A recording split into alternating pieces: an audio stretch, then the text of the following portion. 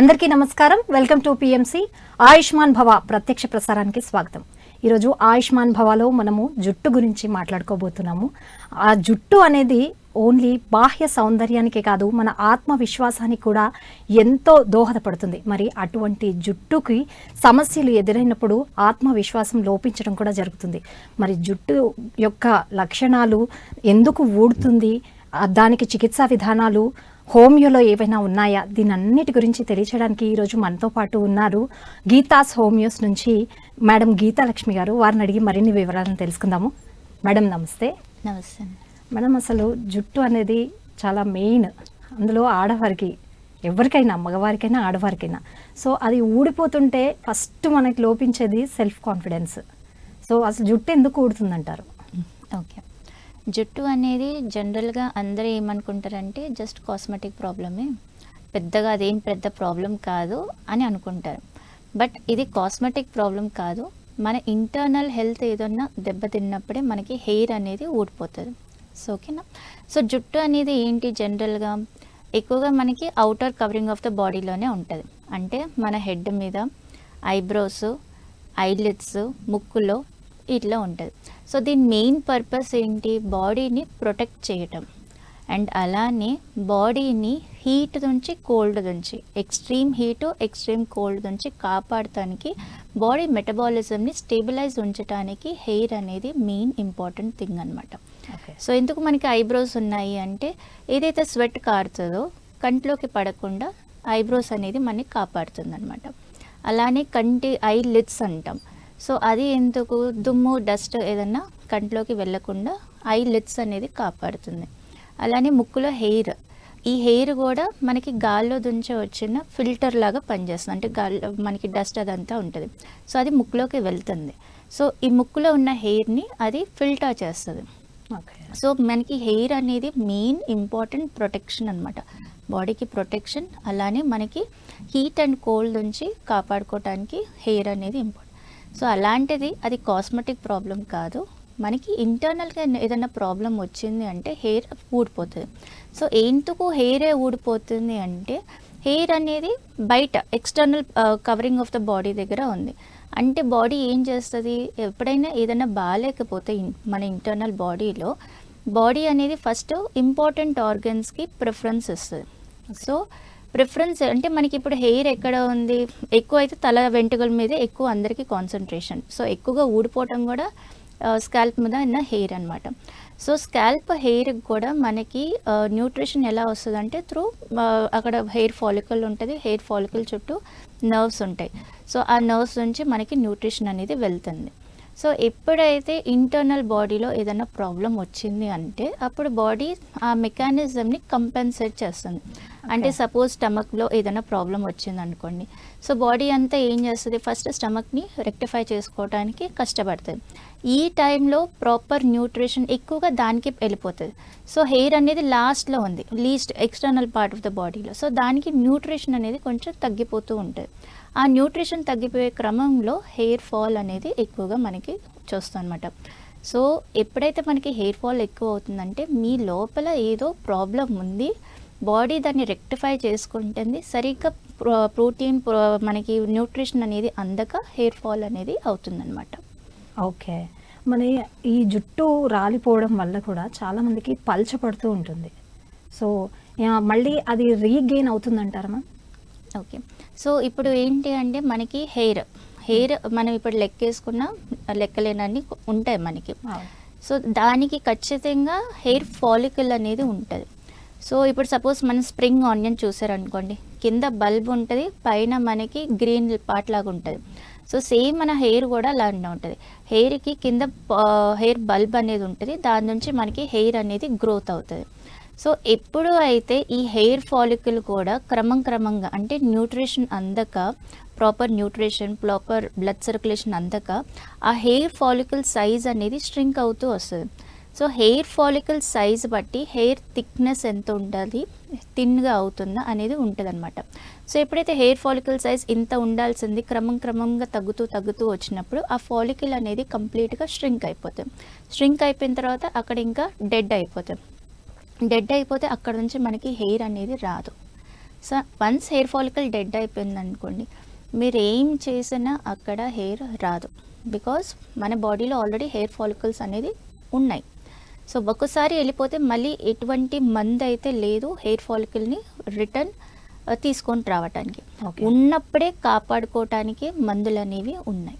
Okay ma'am, అంటే మామూలుగా జుట్టు ఊడిపోవడం అనేది రోజుకి ఎంతో కొంత ఊడిపోతూనే ఉంటుంది. మరి దాన్ని సాధారణంగా ఎంత వరకు ఊడిపోతుంది అంటారు? అది సాధారణ విషయంగా మనం ఎంతవరకు తీసుకోవచ్చు అంటారు? ఓకే, డైలీ 50 నుంచి 100 వెంట్రుకలు, హెయిర్ స్ట్రాండ్స్ అంటాము, అది ఊడిపోవటం నార్మలే.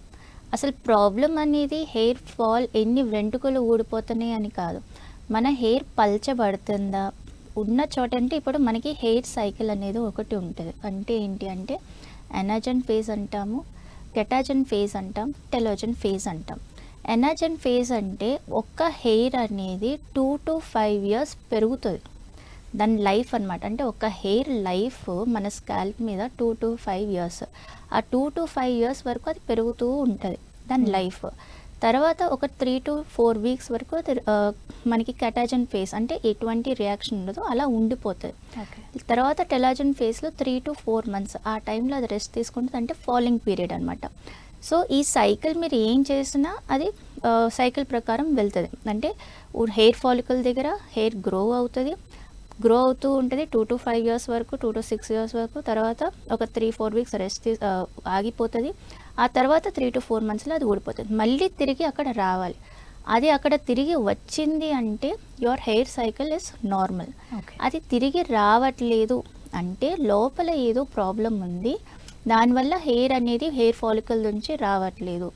సో మనకి ఎంత హెయిర్ ఊడిపోతుంది అనేది ఇంపార్టెంట్. ఎందుకంటే ఒకసారి హెయిర్ గ్రో అయింది అనుకోండి, ఫాలింగ్ ఫేజ్లో ఉంటే ఖచ్చితంగా హెయిర్ ఊడిపోతుంది, మనకి ఎక్కువే కనిపిస్తుంది.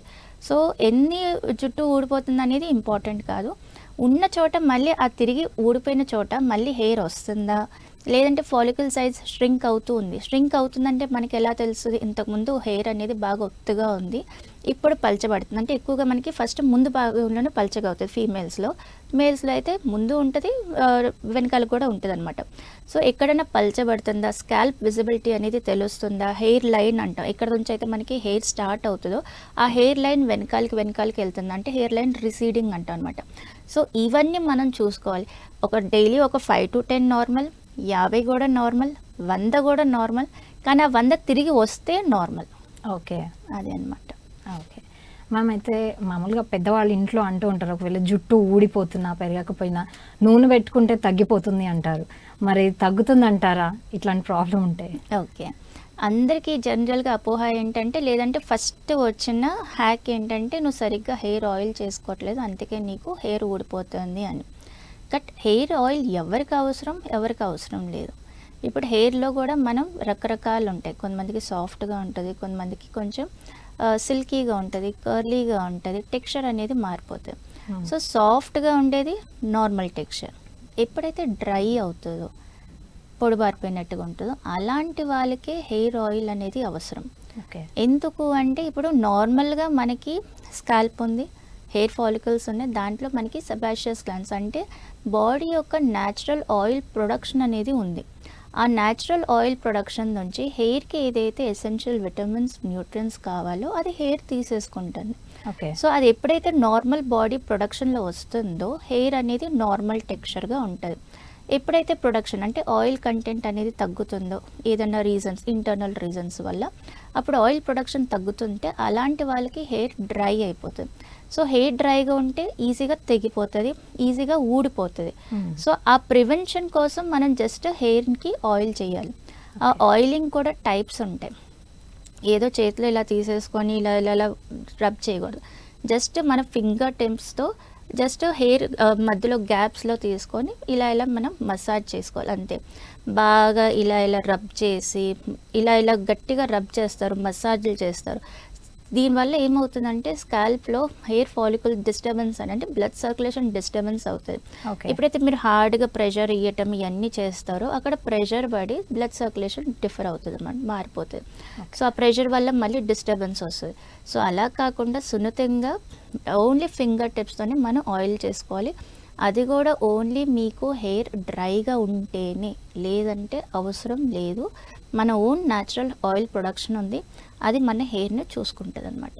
ఓకే మ్యామ్, కొంతమందికి తలలో చెమట కూడా వస్తూ ఉంటుంది, అంటే వాళ్ళు ఏదైనా వర్క్ చేసినా అట్లా ఆ చెమట వల్ల కూడా జుట్టుడే ప్రాబ్లం ఏదైనా వస్తుందంటారా? ఖచ్చితంగా వస్తుంది. ఇప్పుడు ఇందాక మనం చెప్పుకున్నట్టు ఆయిల్ గ్లాండ్స్ ఉంటాయి. సో ఆయిల్ గ్లాండ్స్ సెక్రేట్ అవుతుంది, చెమట వస్తుంది. సో ఆయిల్ సెక్రేట్ అంటే ఇప్పుడు ఎక్కడైతే మనం ఆయిల్ ఉంటుందో దాని మీద వాటర్ చేస్తే ఏమవుతుంది, ఆయిల్ తేలుతూ ఉంటుంది కదా. సో అప్పుడు మన స్కాల్ప్లో కూడా మనకి స్వెట్ ఎక్కువగా వచ్చింది అనుకోండి, ఆ స్వెట్ ఎక్కువ వచ్చి అక్కడ ఆయిల్ అనేది బ్లాక్ అయిపోతుంది. ఏదైతే ఇంటర్నల్ నుంచి మనకి ఆయిల్ సెక్రేట్ అయ్యి హెయిర్ ఫాలికల్ నుంచి మనకి హెయిర్ షాఫ్ట్కి, దీన్ని మనం హెయిర్ బయటకి ఏదైతే కనిపిస్తుందో దాన్ని హెయిర్ షాఫ్ట్ అంటాం అనమాట. సో దానికి విటమిన్ న్యూట్రిషన్ అంతా అక్కడ నుంచి వస్తుంది. సో వాటర్ ఏం చేస్తుంది, అక్కడ దాన్ని వెళ్ళి బ్లాక్ చేస్తుంది. సో ఎక్కువగా స్వెట్టింగ్ ఉండటం వల్ల దాన్ని మనం క్రమంగా, అంటే ఇప్పుడు స్వెట్టింగ్ వచ్చిన తర్వాత ఇమీడియట్గా వెళ్ళి స్నానం చేసుకోవాలి. అది చేసుకోకుండా మనం అలానే ఉంచామనుకోండి, ఆయిల్ ప్లస్ వాటర్ ఏం చేస్తుంది, అక్కడ ఫాలికల్ అక్కడ ఏదైతే ఉంటుందో అది బ్లాక్ చేసేస్తుంది. బ్లాక్ చేసినప్పుడు హెయిర్ షాఫ్ట్కి అందట్లేదు న్యూట్రిషన్, అందక హెయిర్ అనేది వీక్ అయిపోతుంది అనమాట. సో ఎక్కువగా చెవంట పడితే ఇమీడియట్గా మనం వాష్ చేసుకోవటం, నెక్స్ట్ పూట వాష్ చేసేసుకుంటే సరిపోతుంది. సో చెవంట పట్టకుండా అయితే ఉండలేము, but proper hygiene cleanliness maintain చేసుకుంటే హెయిర్ అనేది హెల్తీగా ఉంటుంది.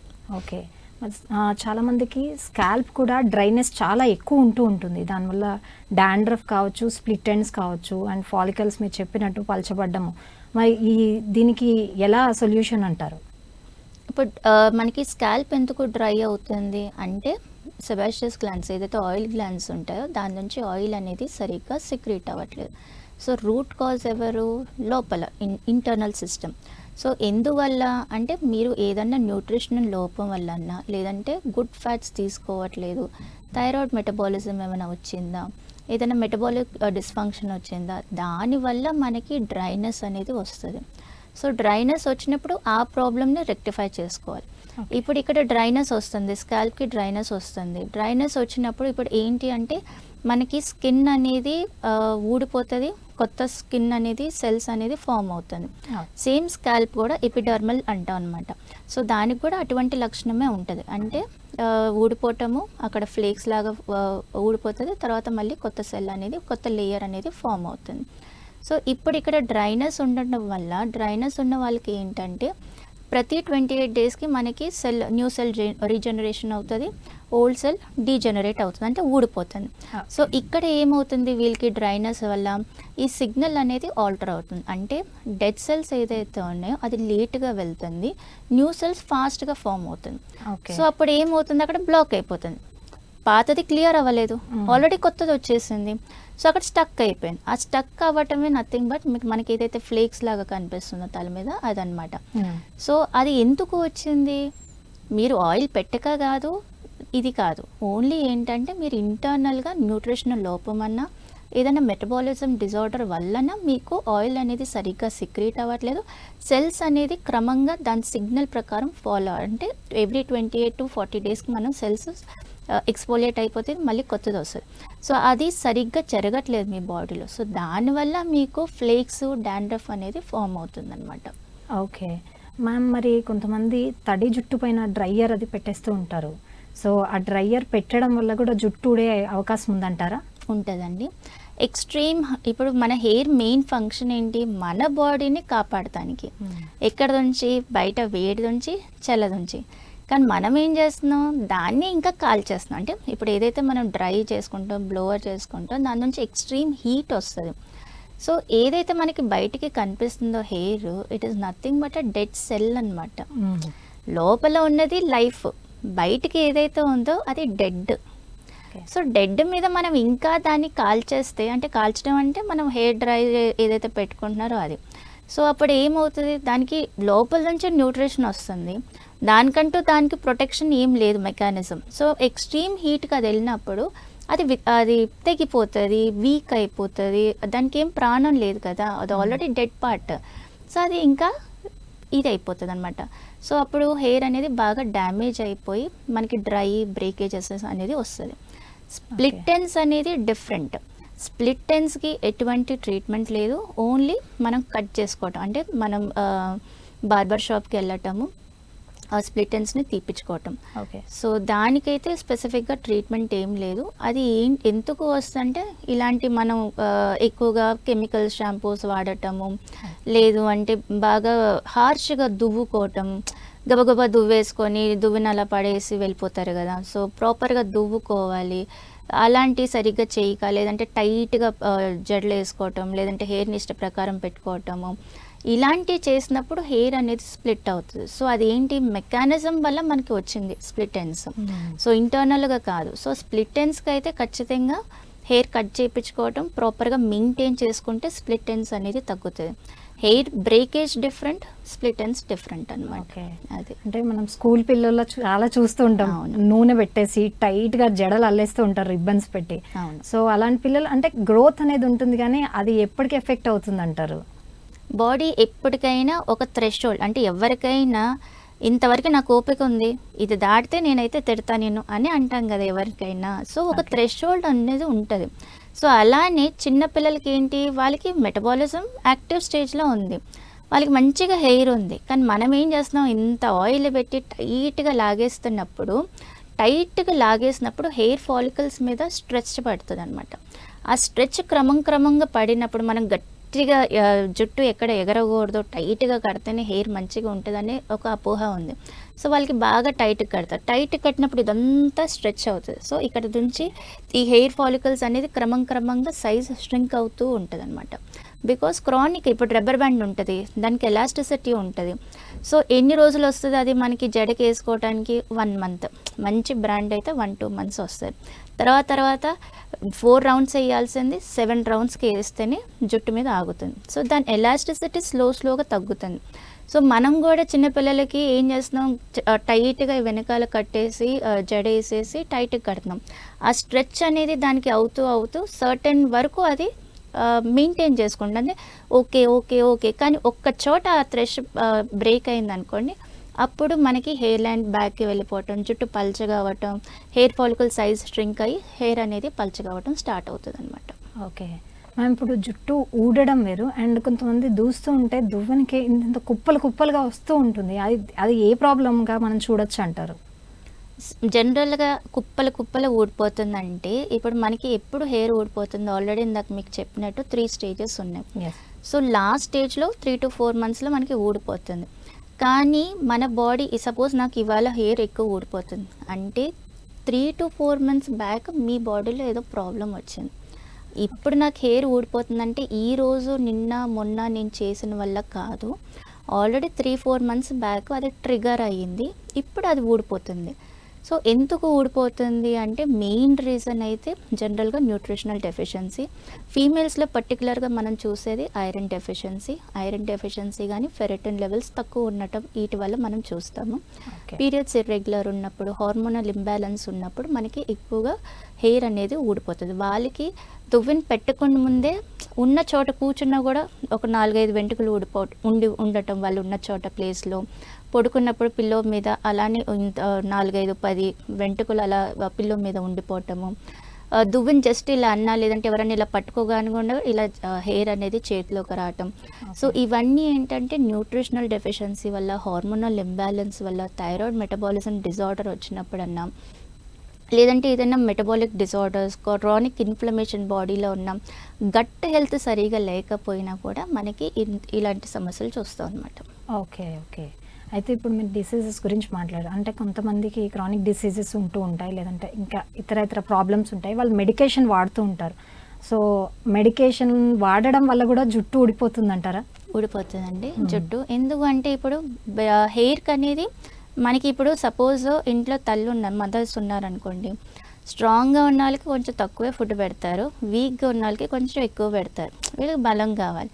సో ఇప్పుడు మన బాడీలో ఏంటి, నా స్టమక్ ప్రాబ్లం వచ్చింది, నేను మందులు వేసుకుంటున్నాను. సో నా వైటల్ ఫోర్స్, నా బాడీ సెల్స్ అన్నీ ఫస్ట్ నా స్టమక్ని మెయింటైన్ చేస్తుంది, ప్రాపర్ న్యూట్రిషన్ అంతా దానికి ఇస్తుంది. సో కొంచెం డిఫాల్ట్ ఉంది మెటబాలిజం, సో హెయిర్ అనేది లాస్ట్లో వస్తుంది, సో దానికి న్యూట్రిషన్ అనేది తగ్గిపోతుంది. ఓకే. సో ఆ న్యూట్రిషన్ తగ్గిపోవటం వల్ల బాడీలో మనం ఇప్పుడు మెడిసిన్స్ వేసుకోవటం వల్ల దాని ఒక సైడ్ ఎఫెక్ట్స్ అంటే బాడీలో కెమికల్ రియాక్షన్ అనేది మారిపోవటం, pH లెవెల్స్ మారిపోవటం. సో దీనివల్ల ఏంటంటే ఎక్స్టర్నల్ పార్ట్కి తక్కువగా న్యూట్రిషన్ అనేది వెళ్తుంది, like your skin and hair అనమాట. సో అవి వాటిలో కొంచెం డ్రైనెస్ స్టార్ట్ అయ్యి సరిగ్గా న్యూట్రిషన్ అందక అప్పుడు మనకి హెయిర్ లాస్ అనేది జరుగుతుంది అనమాట. ఓకే మ్యామ్, అయితే జుట్టుకి ఎక్స్టర్నల్గా ఇప్పుడు మీరు చెప్పినట్టు ఇంటర్నల్గా ఈ ప్రాబ్లమ్స్ ఉంటే జుట్టు ఊడిపోతుంది, ఎక్స్టర్నల్గా కూడా కొన్ని షాంపూస్ అదర్వైజ్ ఇంకేమైనా సీరమ్స్ లాంటివి అట్లా వాడుతూ ఉంటారు, అది ఎంతవరకు కరెక్ట్ అంటారు? ఓకే, జనరల్గా ఏంటంటే మనకి ఒక స్కాల్ప్కి pH లెవెల్స్ అనేది ఉంటుంది, అందరికీ తెలిసిందే. సో మీరు షాంపూ వాడుతున్న pH మీ స్కాల్ప్ pHకి మ్యాచ్ అవ్వాలి. ఓకే, సో ఇప్పుడు మార్కెట్లో వచ్చింది కొత్త షాంపూ, బ్రాండ్ కొత్తది వచ్చింది.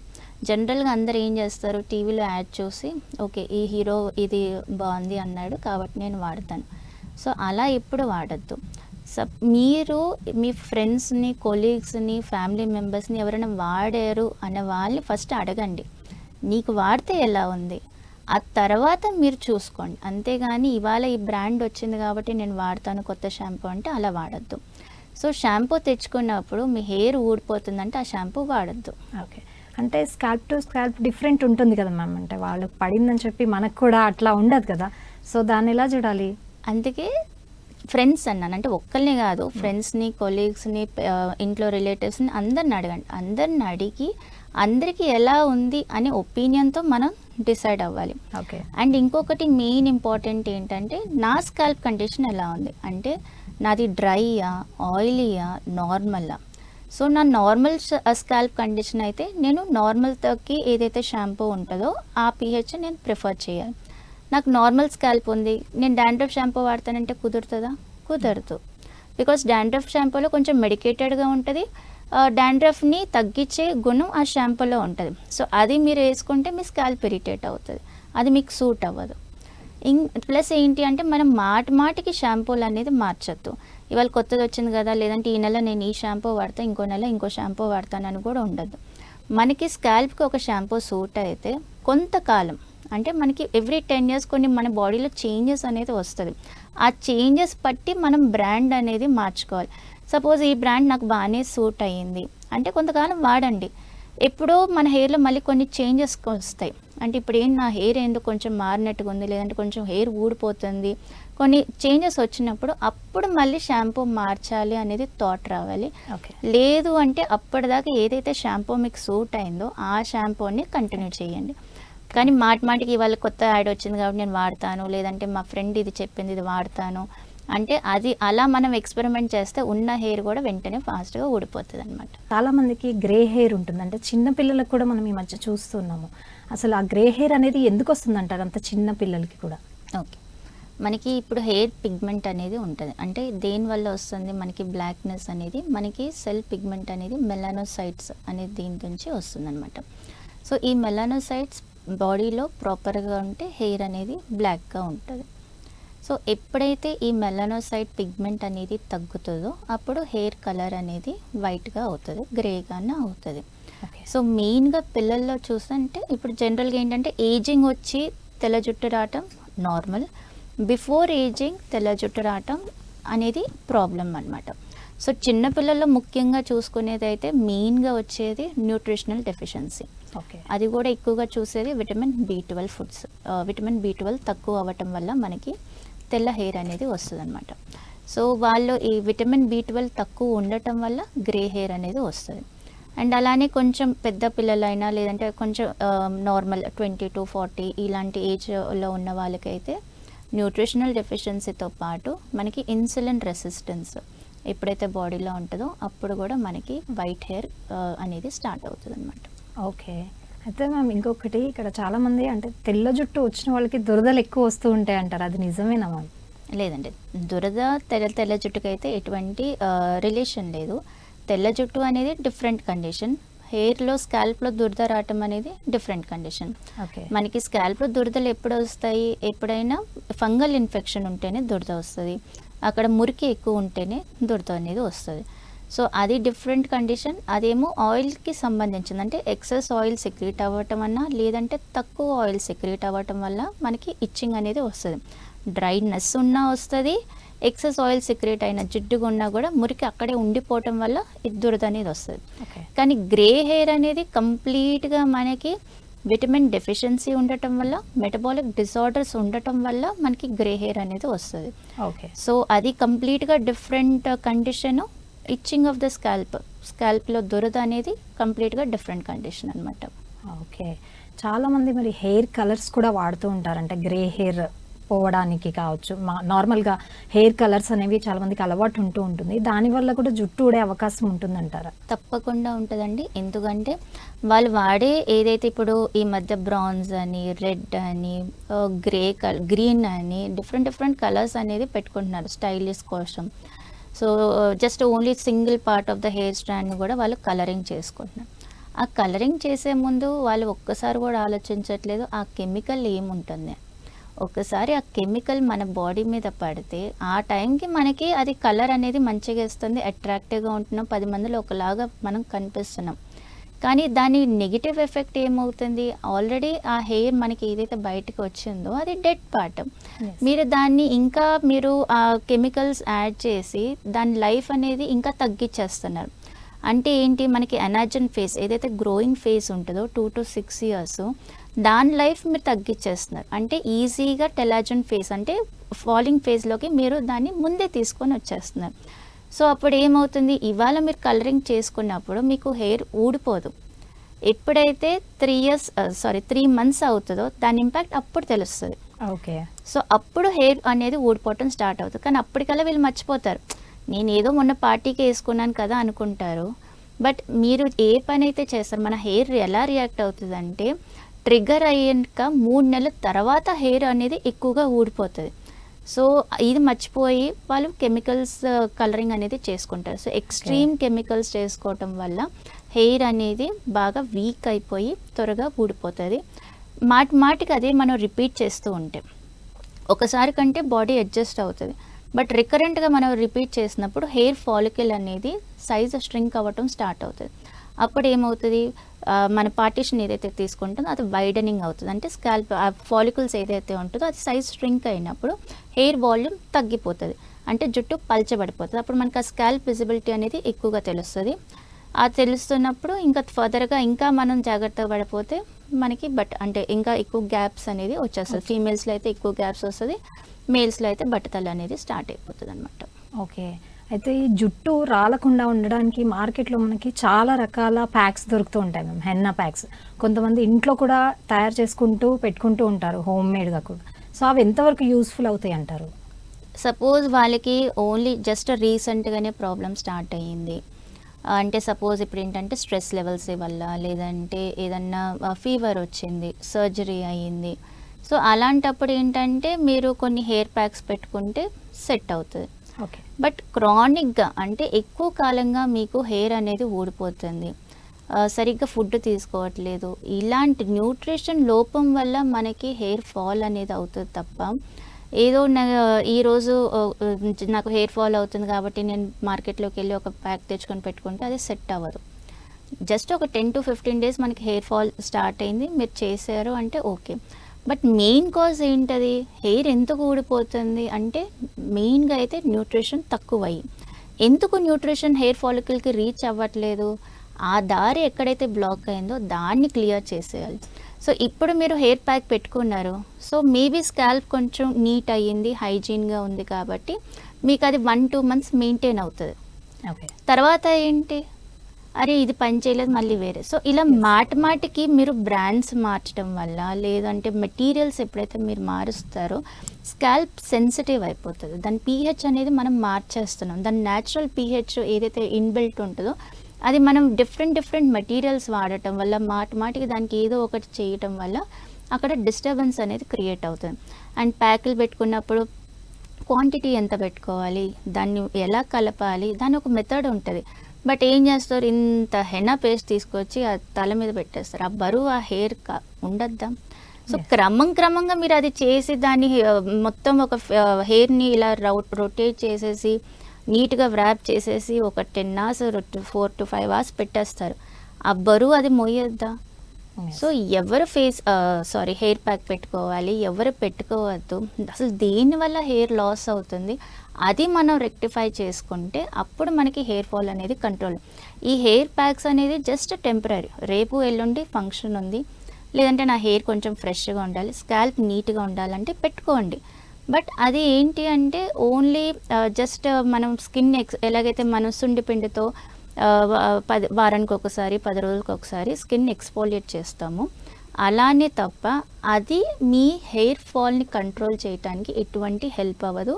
ఓన్లీ స్కాల్ప్ని నీట్గా చేయటానికి, హెయిర్కి మంచి ఫ్రెష్ లుక్ ఇవ్వటానికి అది హెల్ప్ చేస్తుంది. ఓకే, అంటే వాళ్ళు ప్యాక్స్ ఎవరైతే వాడుతూ ఉంటారో వాళ్ళు ఎంత పాజిటివ్గా ఫీడ్బ్యాక్ ఇస్తారో, వాళ్ళు ఒకసారి వన్స్ వాడడం మానేసిన తర్వాత మళ్ళీ వాళ్ళ నుంచే వింటూ ఉంటాం. అంటే ఇది పెట్టుకున్నాను, జుట్టు బాగా పెరిగింది అన్న వాళ్ళే అది పెట్టుకున్నప్పటి నుంచి, మానేసినప్పటి నుంచి మళ్ళీ నాకు జుట్టు ఊడిపోతుంది, ప్యాక్స్ నాకు సెట్ కావట్లేదు అని అంటూ ఉంటారు. అది అపోహ అంటారా, అది నిజంగానే అంటే అట్లా దానిలో ఆ కెమికల్స్ వల్ల అట్లాంటివి జరుగుతుందంటారా?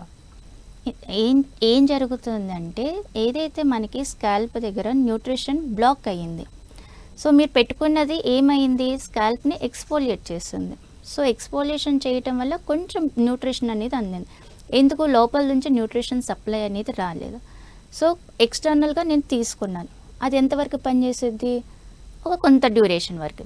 మళ్ళీ న్యూట్రిషన్ లోపల నుంచి రాకపోతే ఏమవుతుంది, ఊడిపోతుంది. సో ఏమవుతుంది, ఈ బ్రాండ్ నాకు కొంచెం పనిచేసింది, కానీ ఇంటర్నల్గా కూడా నేను ఏదైనా చేంజెస్ చేసుకొని ఎక్స్టర్నల్గా కూడా నేను అప్లై చేసుకుంటే అది నాకు లాంగ్ లైఫ్ ఇస్తుంది. సో మెయిన్ ప్రాబ్లం మీరు పెట్టుకున్న ప్యాక్ కాదు, ఇంటర్నల్గా మీరు మార్చుకొని ఫుడ్ ద్వారా, లేదంటే మీకు ఏం ప్రాబ్లం వచ్చింది, దేనివల్ల హెయిర్ ఫాల్ ఊడిపోతుంది, ఆ కాజ్ని మీరు ఐడెంటిఫై చేసుకుని దాన్ని రెక్టిఫై చేసుకుంటే మీరు మార్కెట్లో ఎటువంటి హెయిర్ ప్యాక్స్ కానీ, లేదంటే ఇతర చాలా దొరుకుతాయి మనకి హెయిర్ రిలేటెడ్ క్రీమ్స్ అని, లేదంటే షాంపూస్, సీరమ్స్, ఇవన్నీ అవన్నీ ఏం అవసరం రావన్నమాట. ఓకే మ్యామ్, అయితే హాట్ వాటర్తో చాలామంది అంటే దుమ్ము బాగా పోతుందని చెప్పి మొత్తం దాన్ని వాటర్ అసలు ఎంత అంటే బీభత్సమైన వేడితో వాడుతూ ఉంటారు. సో అది ఎంతవరకు కరెక్ట్ అంటారు? మళ్ళీ తర్వాత స్కాల్ప్ అంతా డ్రై అయిపోయి జుట్టు కూడా ఊడిపోతుంది అంటారు, అది కరెక్టేనా మ్యామ్? లేదండి, బాగా హాట్ వాటర్తో అస్సలకి తల స్నానం అయితే చేయొద్దు. తల స్నానం చేయాలి అంటే నార్మల్ రూమ్ టెంపరేచర్ వాటర్ అన్నా, లేదంటే మీరు కొంచెం సెన్సిటివ్, లేదంటే వింటర్ సీజన్ వచ్చిందంటే గోరువెచ్చని నీళ్ళు, అంటే మన స్కిన్ ఎంతైతే కంఫర్ట్ ఉంటుందో అంత లూక్ వామ్ వాటర్తోనే మనం తల స్నానం అనేది చేసుకోవాలి. ఎక్స్ట్రీమ్ హీట్, అసలు హెయిర్ మెయిన్ పర్పస్ ఏంటి, బాడీని హీట్ కోల్డ్ నుంచి కాపాడటానికి. బట్ మనం ఏం చేస్తున్నాం, అంత పొగ వచ్చే నీళ్ళు షవర్ బాత్ చేసుకొని బాత్రూమ్ నిండా పొగలు వచ్చేస్తే గ్లాస్కి కూడా ఫాగ్ పట్టేస్తుంది, అలాంటివి చేసుకుంటారు. అప్పుడు ఆ హెయిర్ ఏమవుతుంది, కంప్లీట్గా డ్రై అయిపోతుంది. సో ఆ డ్రైనెస్ వల్ల అగైన్ మీకు హెయిర్ ఫాల్ అనేది ఎక్కువ అవుతుంది. సో తల స్నానం చేసుకోవటానికి normal room temperature or just lukewarm water, అంటే స్కిన్ ఎంతైతే వేడిని తట్టుకోగలదో, నేను ఇంత వేడి తట్టుకుంటాను నేను చేసుకుని అలా కాదు, లూక్ వామ్ అంటే గోరువెచ్చని నీళ్ళు. అది ఎవరికైనా, నేను ఎక్కువ వేడి నీళ్ళు కూడా నేను తట్టుకోగలను కాబట్టి నేను చేసుకుంటానంటే కాదు, జస్ట్ గోరువెచ్చని నీళ్ళతోనే మనం తలస్నానం చేసుకోవాలి. ఓకే, బట్ బెస్ట్ అయితే చల్లటి నీళ్ళండి. చల్లటి నీళ్ళతో చేసుకుంటే స్కాల్ప్కి బ్లడ్ సర్క్యులేషన్ అనేది మంచిగా జరుగుతుంది. మరీ అంటే ఐస్ కోల్డ్ కాదు, నార్మల్ కోల్డ్ వాటర్ అన్నా, లేదంటే normal room temperature water best preferable అనమాట. ఓకే మ్యామ్, అయితే ఫుడ్స్ విషయానికి వస్తే జుట్టుకి ఎటువంటి ఆహారం, అంటే జుట్టు పెరుగుదల కోసం ఎటువంటి ఆహారం తీసుకోవాలంటారు? ఓకే, సో మెయిన్గా ఇప్పుడు న్యూట్రిషనల్ డెఫిషియన్సీ వల్ల దాంట్లో కూడా మనకి రకరకాలు ఉంటాయి. సపోజ్ ఐరన్ లెవెల్స్ తగ్గినాయి, అప్పుడు మనకి ఓన్లీ ఐరన్ రిచ్ ఫుడ్స్ అనేది తీసుకోవాలి. సో ప్రాబ్లం ఏంటి అని ఐడెంటిఫై చేసుకుని దాని రిలేటెడ్ న్యూట్రిషియస్ ఫుడ్ అనేది తీసుకోవాలి. సపోజ్ ఐరన్ రిలేటెడ్ అనుకోండి, సింపుల్గా చెప్పాలంటే కిస్మిస్ సరిపోతుంది, సొరకాయ కూడా సరిపోతుంది. మనకి ఏవేవో మార్కెట్లో వస్తున్నాయి, ఎక్కువ కాస్ట్లీ పెట్టి నట్స్ సీడ్స్ ఏం అవసరం లేదు. నాకు దీనివల్ల వస్తుంది అనేది ప్రాబ్లం చూసుకొని నేను ఏదైతే ఇంగ్రీడియంట్ పట్టుకున్నానో దానికి ఆ నేచర్ ఉందా అది కనెక్ట్ చేసుకొని మనం తీసుకోవాలి. Okay. Okay. So iron levels పెంచడానికి చాలానే ఉన్నాయి మనకి ఫుడ్ ఐటమ్స్లో. బట్ హెయిర్కి ఏది అవసరం? హెయిర్ అనేది it is made up of protein. Protein అనేది కెరాటిన్ అనమాట. So keratin is nothing but protein. So ప్రోటీన్తో పాటు ఇప్పుడు నాకు ఐరన్ డెఫిషియన్సీ వచ్చింది బాడీలో. సో ఎటువంటి ఐరన్ డెఫిషియన్సీ ఫుడ్ తీసుకుంటే హెయిర్ రెక్టిఫై అవుతుంది. హెయిర్కి న్యూట్రిషన్ రావాలి. ఎస్. సో హెయిర్కి ప్లస్ అంటే ఆ కెరాటిన్ హెయిర్కి వెళ్ళాలి, ఆ న్యూట్రిషన్ ఐరన్ కూడా వెళ్ళాలి. సో అలాంటి ఫుడ్స్ అనేది మనం పట్టుకోవాలి. సో మెయిన్గా ఒకవేళ ఐరన్ డెఫిషియన్సీ వల్ల వచ్చింది అనుకోండి, కిస్మిస్, మనకి సొరకాయ, ఇవి హెల్ప్ చేస్తాయి. ప్రోటీన్ డెఫిషియన్సీ వల్ల వచ్చింది అంటే బాగా లీన్గా తిన్గా ఉన్నారు, సరిగా ప్రోటీన్ తీసుకోవట్లేదు, మన హెయిరే ప్రోటీన్ అనమాట. సో వీళ్ళు ఓన్లీ ప్రోటీన్ ఫుడ్ మీదే కాన్సన్ట్రేట్ చేయాలి. విటమిన్ B12 డెఫిషియన్సీ వల్ల వచ్చింది, గట్ హెల్త్ సరిగా లేదు, విటమిన్ B12 డెఫిషియన్సీ వల్ల వచ్చింది అనుకోండి, విటమిన్ B12 రిలేటెడ్ ఫుడ్స్ వీళ్ళు ఎక్కువ తీసుకోవాలి. ఫర్మెంటెడ్ ఫుడ్ తీసుకోవటం ఇలాంటి వీళ్ళకి హెల్ప్ అవుతుంది అనమాట. అలానే విటమిన్ D తక్కువ ఉన్నా కూడా మనకి హెయిర్ ఫాల్ అనేది అవుతుంది. సో అప్పుడు విటమిన్ D రిలేటెడ్ ఫుడ్స్, ఒకవేళ విటమిన్ D బాగా తక్కువ ఉంది అంటే ఖచ్చితంగా మనం సప్లిమెంట్ అనేది తీసుకోవాలి. సో ఫోలిక్ యాసిడ్ డెఫిషియన్సీ వచ్చిందా, దేనివల్ల డెఫిషియన్సీ వచ్చింది, సెలేనియం డెఫిషియన్సీ వచ్చిందా, కాల్షియం డెఫిషియన్సీ వచ్చిందా, విటమిన్ B, C, E ఇవి తగ్గినాయా. సో ఏది తగ్గటం వల్ల నాకు హెయిర్ ఫాల్ స్టార్ట్ అయిందో దాని రిలేటెడ్ ఫుడ్ తీసుకోవాలి. నేను ప్రోటీన్ తీసుకున్నాను కాబట్టి నాకు సెట్ అయితే మీకు ప్రోటీన్ తీసుకుంటే సెట్ అవ్వేది కానే కాదు. మీ బాడీలో ఎటువంటి డెఫిషియన్సీ వల్ల మీకు హెయిర్ లాస్ అవుతుందో అది ఫస్ట్ ఐడెంటిఫై చేసి అప్పుడు దాని తగ్గట్టు మనం బాడీని రెడీ చేసుకొని న్యూట్రిషన్ సప్లిమెంట్ బాగా ఎక్కువ డెఫిషియన్సీ ఉంటే ఖచ్చితంగా మనం సప్లిమెంట్ తీసుకోవాలి. సప్లిమెంట్తో పాటు డైట్ని రెక్టిఫై చేసుకోవాలి. ఓన్లీ బార్డర్ లైన్లో ఉంది డైట్ వల్ల రెక్టిఫై అవుతుందంటే ఓన్లీ డైట్ వల్ల మనం చేయొచ్చు అనమాట. సో ప్రాబ్లమ్ని ఐడెంటిఫై చేసి దాన్ని బట్టి డైట్ ఉంటుంది.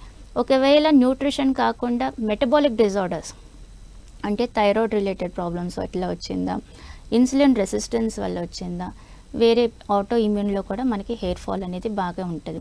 సో క్రానిక్ ఇన్ఫ్లమేషన్ బాడీలో ఉందా, స్టమక్ రిలేటెడ్ ఇష్యూస్ ఏమైనా ఉన్నాయా, దాన్ని బట్టి కూడా మనకి అక్కడ కూడా మారిపోతుంది ఏం డైట్ తీసుకోవాలి అని. ఓకే. సో దాన్ని బట్టి మనం చూసుకోవాలన్నమాట. ఓకే మ్యామ్, అయితే మరి ఇప్పుడు మీరు ఇందాక అన్నట్టు మనకి ఏది రిక్వైర్మెంట్ ఉంటే ఆ ఫుడ్స్ తీసుకోవాలి అన్నారు. మనకి అంటే అందరికీ తెలియకపోవచ్చు, సో దానికి ఏదైనా టెస్ట్లు అట్లా చేయించుకోవాల్సి వస్తుందా, దీని ప్రొసీజర్ ఎలా ఉంటుందంటారు? ఓకే, జనరల్గా ఇప్పుడు నేను హెల్తీగానే ఉన్నాను, నార్మల్ వెయిట్, బాడీ వెయిట్ తగ్గట్టే ఉన్నాను, బట్ నాకు హెయిర్ ఫాల్ అవుతుంది అంటే రీజన్ ఏమవ్వచ్చు, న్యూట్రిషనల్ డెఫిషియన్సీ కాదు అనుకోవటానికి కూడా లేదు. అన్ని టెస్ట్లు అయితే చేసుకోవాలి. ఓకే. సో నార్మల్గా మనం వెళ్ళి అంటే హెయిర్కి స్పెసిఫిక్ లాగా అయితే మనకి సిఆర్పి ఒకటి అంటే మీ ఇన్ఫ్లమేషన్ లెవెల్స్ ఎలా ఉన్నాయి ఒకటి తెలుసుకోవడానికి, ఐరన్ లెవెల్స్, ఐరన్తో పాటు ఒకటి ఏంటంటే ఫెరటిన్ కూడా చెక్ చేసుకోవాలి.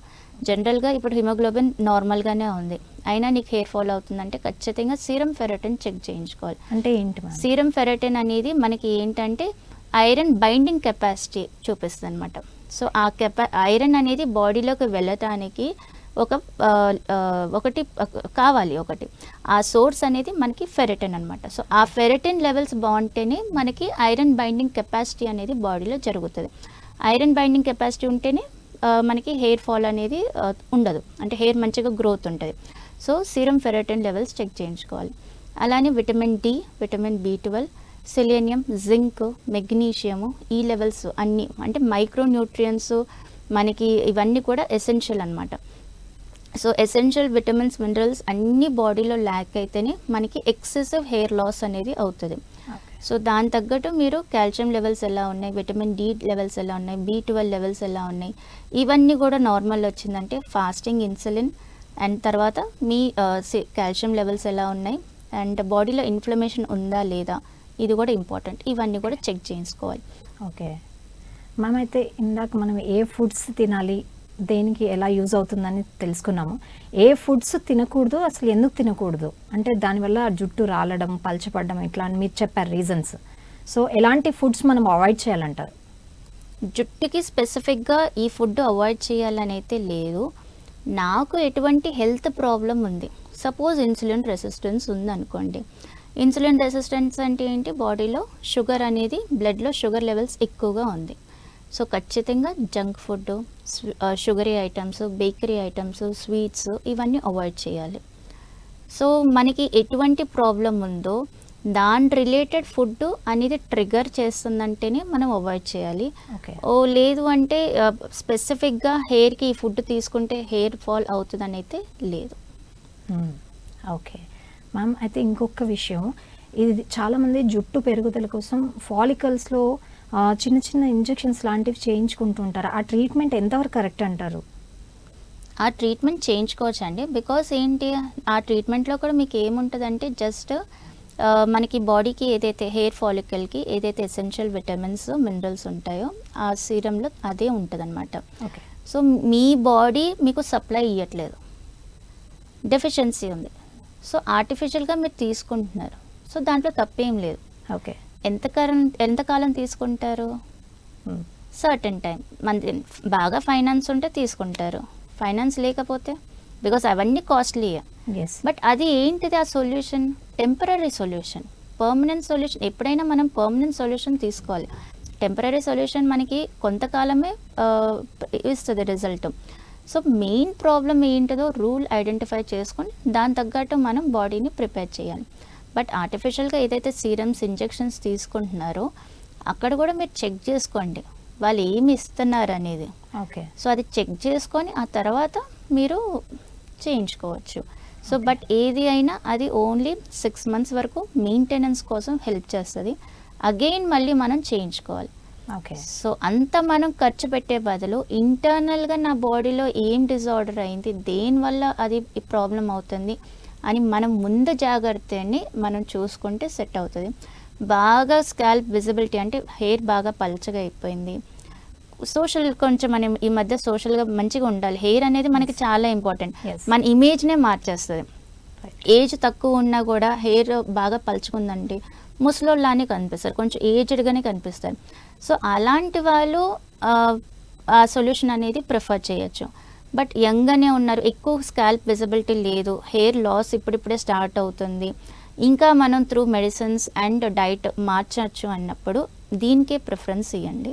ఓకే. దానికి లాస్ట్ ప్రిఫరెన్స్ ఇస్తే బెస్ట్ అనమాట. Okay. So along with the food madam, hair గ్రోత్కి ఇంకా హోమియోలో ఎటువంటి చికిత్సా విధానాలు ఉంటాయి? ఓకే. సో హోమియోపతిలోకి వస్తే మెయిన్గా ఏంటి అంటే ఫస్ట్ రూల్ అనేది ఐడెంటిఫై చేస్తుంది. ఇప్పుడు ఈ పర్సన్ వచ్చారు, ఈ పర్సన్కి ఎందుకు హెయిర్ లాస్ అవుతుంది, ఎంత డ్యూరేషన్ నుంచి హెయిర్ లాస్ అవుతుంది, ఫ్యామిలీలో ఏం ప్రాబ్లం నడుస్తుంది. ఇప్పుడు సపోజ్ ఫ్యామిలీలో క్రానిక్గా కొన్ని క్యాన్సర్ కానీ ఆటోఇమ్యూన్ డిజార్డర్స్ కానీ ఇలాంటి ఎక్కువ ఫ్యామిలీలో ఉన్నప్పుడు వీళ్ళకి జెనెటిక్ టెండెన్సీ ఈజీగా వస్తుంది. కానీ అది కూడా ఎప్పుడు స్విచ్ ఆన్ అవుతుంది, వీళ్ళు ఏదైనా లైఫ్ స్టైల్ మార్చితేనే వస్తుంది.